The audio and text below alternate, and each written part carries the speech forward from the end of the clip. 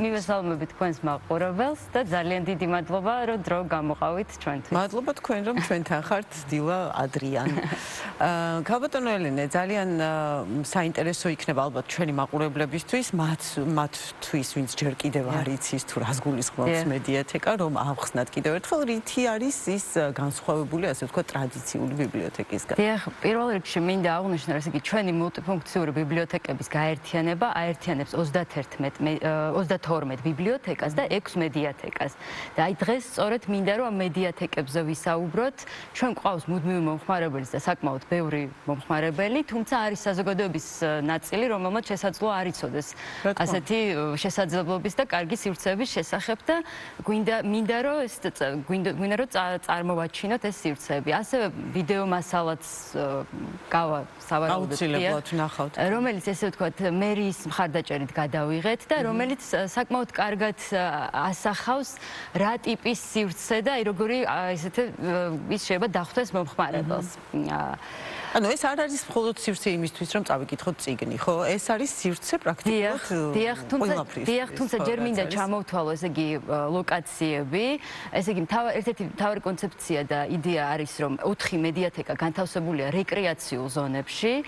მაგალითად ვაკის მედიათეკა განთავსებულია ვაკის პარკში, ვარკეთილის მედიათეკა განთავსებულია რიგის პარკში, ნაძალადევის მედიათეკა განთავსებულია ვეტერანთა კულტურისა და დასვენების პარკში, ესე ვთქვათ, ყოფილი კიკვიძის პარკით შეიძლება იცოდეს თქვენმა მსმენელმა და ასევე თემქის მედიათეკა ზღვისუბნის პარკში და 2 მედიათეკა განთავსებულია მერიის მრავალფუნქციურ საზოგადოებრივ ცენტრში. ეს არის დიდიღომში და ასევე ვარკეთილში. ანუ ვარკეთილში 2 მედიათეკა გვაქვს. რაც გულისხმობს იმას, რომ გარემოს ძალიან დიდი მნიშვნელობა ენიჭება. დიახ. და ეს 6 მედიათეკა რანაირად აკმაყოფილებს მთელ ქალაქს. როგორ არის განაწილებული? არის უბნები, რომელიც მიწვდომელია მედიათეკა. დიახ, ყველა უბანში ჯერჯერობით ესე არ გვაქვს მედიათეკა, რა თქმა უნდა.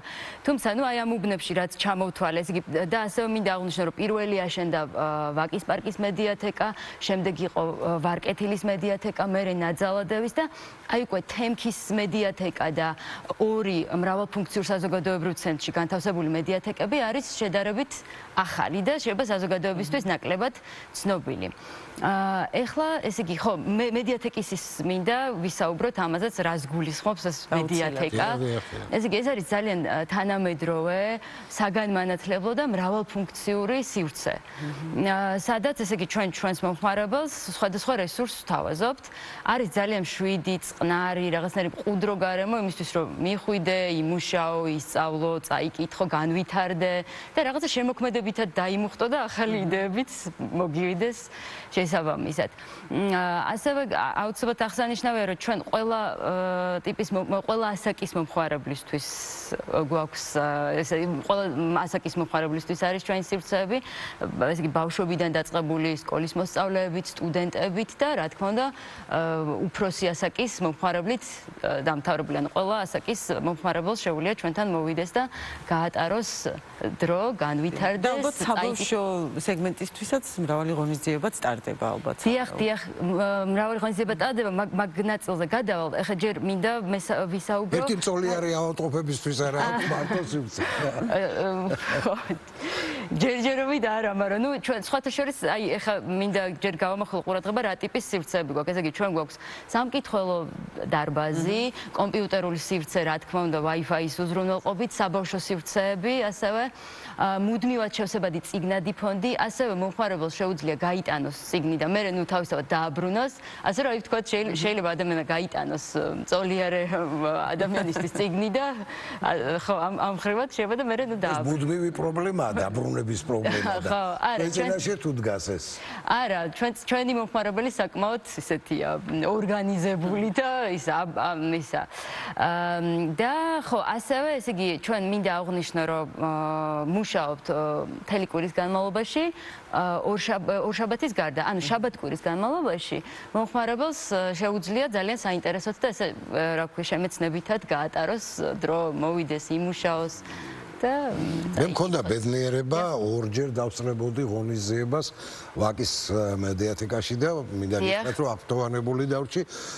ერთი იყო წიგნის პრეზენტაცია იყო და მეორე იყო კიდე ცალკე ღონისძიება იყო ზუსტად აღარ მახსოვს, მაგრამ ნუ მე ვიყავი ძალიან კმაყოფილი და ბედნიერი და მართლა არაჩვეულებრივი ადგილია იმისთვის რომ მსგავსი კულტურული ღონისძიებები ჩატარდეს. აი ისეთი როგორიც იყო თქვა წიგნის პრეზენტაცია. დიახ, ჩვენს და აი ანალოგიური რა ღონისძიებები შეიძლება შესწავლოს. ჩვენ ასევე ყველა ასაკის მომხმარებელს ვთავაზობთ სხვადასხვა ტიპის კულტურულ განმანათლებელ შემეცნებით ღონისძიებებს.